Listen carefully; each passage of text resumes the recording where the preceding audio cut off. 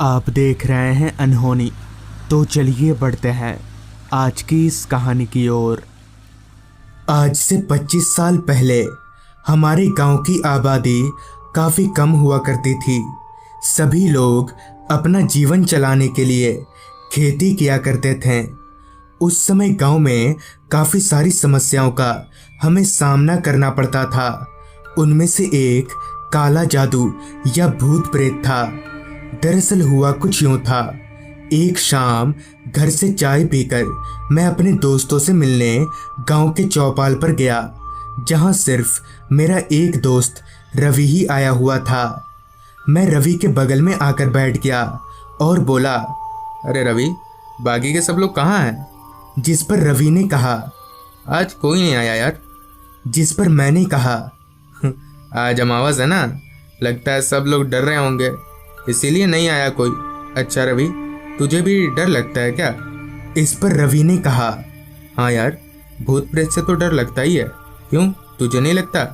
रवि के इतना बोलते ही मैं जोर जोर से हंसने लगा और रवि से बोला, मुझे डर वर नहीं लगता। अभी हम बातें कर ही रहे थे कि तभी काफी देर से हमारी बात सुन रहे एक बुजुर्ग आदमी ने कहा, ऐसे भूतों का मजाक नहीं उड़ाया करते हैं, हो सकता है भूत तुम्हारे बगल में ही बैठे हों। उस बुजुर्ग आदमी के इतना बोलते ही डर के मारे रवि एकदम से खड़ा हो गया और अपने अगल बगल देखने लगा। रवि को इस तरह की हरकतें करता देख मैं और जोर जोर से हंसने लगा और उस बुजुर्ग आदमी से बोला, क्या चाचा, आप भी हंसाने वाली बात कर रहे हैं? मुझे कभी डर वर नहीं लगता। इस पर उस बुजुर्ग आदमी ने कहा, तुम्हें डर नहीं लगता ना, तो एक काम करो, गांव के शमशान के पीछे नदी के किनारे एक आधी जली लाश पड़ी है, तुम उसके दाहिने हाथ में एक धागा बांध कर आओ। जिस पर मैंने कहा, हाँ हाँ, इसमें कौन सी बड़ी बात है, मगर वो लाश आधी जली हुई क्यों है? इस पर उस बुजुर्ग ने बताया, जब उसकी लाश जल रही थी तो काफ़ी तेज बारिश आ गई, जिससे उसकी लाश बुझ गई, तो लोगों ने उसे नदी में बहा दिया। सारी बात सुनने के बाद मैंने रवि से कहा, तू चलेगा मेरे साथ? जिस पर रवि मुझे साफ साफ मना करके घर चला गया। मगर मुझे तो जाना ही था, क्योंकि मैंने काफ़ी ताव में आकर कह दिया था। मैं अपनी जगह से उठा तो उस बुजुर्ग ने कहा, मैं तुम्हारा यहीं इंतज़ार करूँगा। और मैं भी शमशान की तरफ आगे बढ़ने लगा। कुछ दूर चलने के बाद मेरे मन में अचानक से बेचैनी होने लगी कि मैंने जाने का फैसला करके कोई गलत कदम तो नहीं उठा लिया। मगर मुझे इन सब भूत प्रेत की बातों पर विश्वास नहीं था, तो मैं बिना सोचे ही आगे बढ़ने लगा। वो रास्ता जिस पर अभी मैं आगे बढ़ रहा था, वो एक मिट्टी का कच्चा रास्ता था, जिसके दोनों ओर बस घने लंबे पेड़ थे। अंधेरा तो इतना छाया हुआ था मानो किसी ने काले रंग की शीशी उड़ेल दी हो।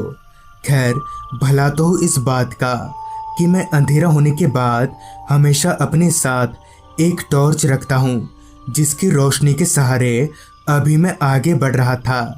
अभी मैं कुछ आगे बढ़ा ही था कि तभी एकदम से मेरी टॉर्च बंद हो गई और फिर से चारों तरफ अंधेरा छा गया। मैंने टॉर्च को बार बार जलाने की कोशिश की, मगर इसका कोई फायदा नहीं हुआ। आसपास फैले सन्नाटे को महसूस करके मुझे डर का अनुभव होने लगा, मगर मैंने अपने मन को काफ़ी समझाया और आगे बढ़ने लगा। चलते हुए मैं शमशान के पास पहुंचा तो पूरा शमशान खामोशी के गिरफ्त में था। जली हुई लकड़ियां और मरे हुए इंसान के कपड़े उस माहौल को काफ़ी डरावना बना रहे थे। मुझे ऐसा लग रहा था जैसे कोई अदृश्य शक्ति मुझे देखे जा रही हो। उस समय बड़ी बड़ी बात करने वाला मैं अब डरने लगा था। खैर, कांपते कदमों के सहारे मैं नदी के किनारे पहुंचा तो ठीक मुझसे कुछ ही दूरी पर एक आधी जली लाश औंधे मुंह जमीन पर पड़ी हुई थी। अभी मैं उस लाश के हाथ में धागा बांधने के लिए आगे बढ़ा ही था कि तभी शमशान से किसी के तेज रोने की आवाज़ आने लगी। उस आवाज़ को सुनकर मेरी दिल की धड़कनें बुलेट ट्रेन की तरह दौड़ने लगी। मेरा कपकपाता शरीर और भी ज़्यादा कपकपाने लगा। मेरे शरीर में अफरा तफरी मच गई। मुझे जो भी हाथ सामने दिखा मैंने उसमें धागा बांध दिया और घर की तरफ दौड़ लगा दी और अपने पैरों को गांव के चौपाल पर ही रोका, जहां वो बुजुर्ग आदमी वैसे का वैसा ही बैठा हुआ था। मैं उनके पास गया और कहा, चाचा, मैंने उस लाश के हाथ में धागा बांध दिया। जिस पर उस बुजुर्ग आदमी ने अपना बायां हाथ निकालते हुए कहा, तुमने तो गलत हाथ में धागा बांध दिया है, ये देखो। उस आदमी के इतना कहते ही मैंने जब उसके बाएं हाथ की ओर देखा तो मेरे होश उड़ गए, क्योंकि वो धागा जो मैंने उस लाश के हाथ में बांधा था वो अब उस बुजुर्ग के हाथ में बंधा था। यानी वो लाश किसी और की नहीं बल्कि इसी बुजुर्ग आदमी की थी।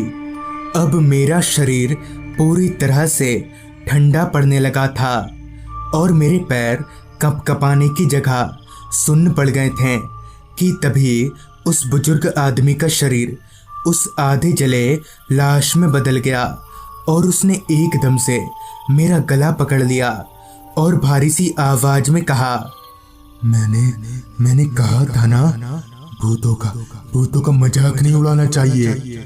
आज तू मरेगा। और इतना बोलकर वो शैतान मुझे घसीटते हुए वापस से शमशान की तरफ ले जाने लगा। उसने मेरा गला इतना जोर से पकड़ा था कि मैं चिल्ला तक नहीं पा रहा था। घसीटते हुए उस शैतान ने मुझे शमशान के पास लाकर पटक दिया और मेरा गला दबाने लगा। अब मेरे मुंह से खून निकलने लगा था। मैं अपने आप को मरा हुआ मान ही चुका था कि तभी मुझे काफ़ी सारे लोगों की आहट महसूस हुई। मैंने देखा कि ठीक मेरे सामने की तरफ से काफ़ी सारे गांव वाले अपने हाथों में मसाल लेकर मेरी तरफ ही आ रहे थे। उनको आता देख वो शैतान एकदम से छूमंतर हो गया। फिर मुझे पता चला कि काफ़ी देर तक घर नहीं पहुंचने के कारण मेरे घर वालों ने रवि के पास कांटेक्ट किया था, जहां से उन्हें मेरे बारे में पता चला। फिर मैंने अपनी सारी आप बीती उन लोगों को बताई, जिसके बाद मैं अचानक ही वहीं बेहोश हो गया। फिर जब मेरी आंख खुली तो मैं अपने घर पर था और सभी लोग मुझे घेर कर बैठे हुए थे। मुझे होश तो आ गया, मगर उसके साथ ही काफ़ी तेज बुखार ने मुझे जकड़ लिया। पूरी रात मैं सो नहीं पाया। मेरी आंखों के सामने उसी आदमी की आधी जली हुई शक्ल दिख रही थी। तो सुबह घर वालों ने मुझे एक तांत्रिक बाबा के पास ले गए। उन्होंने मुझे देखते ही अनुमान लगा लिया कि मुझे हुआ क्या है। कुछ देर की झाड़ फूक के बाद मैं थोड़ा अच्छा महसूस करने लगा। फिर उस तांत्रिक ने बताया, उस आदमी की आत्मा तब तक भटकती रहेगी जब तक उसके लाश को आग के हवाले नहीं कर दिया जाता। तुम सभी लोग मिलकर उसकी लाश को जला दो, इससे उसकी आत्मा को मुक्ति मिल जाएगी। तांत्रिक बाबा की सारी बात सुनकर पूरे गांव वालों ने मिलकर उस लाश को जला दिया और साथ ही उस धागे को भी, क्योंकि तांत्रिक बाबा ने यह भी कहा था कि जब तक वो धागा नहीं जलेगा तब तक वो आत्मा मेरा पीछा नहीं छोड़ेगी। तो दोस्तों, ये थी आज की कहानी। अगर आपको ये कहानी अच्छी लगी हो तो चैनल को सब्सक्राइब कर लें। तो मैं आर्यन जल्द ही मिलूँगा आपसे ऐसी ही एक कहानी के साथ। और अगर आप भी एनिमेटेड हॉरर स्टोरीज देखना पसंद करते हैं तो अभी सब्सक्राइब करें डार्क टीवी चैनल को। लिंक आपको नीचे डिस्क्रिप्शन बॉक्स में मिल जाएगी।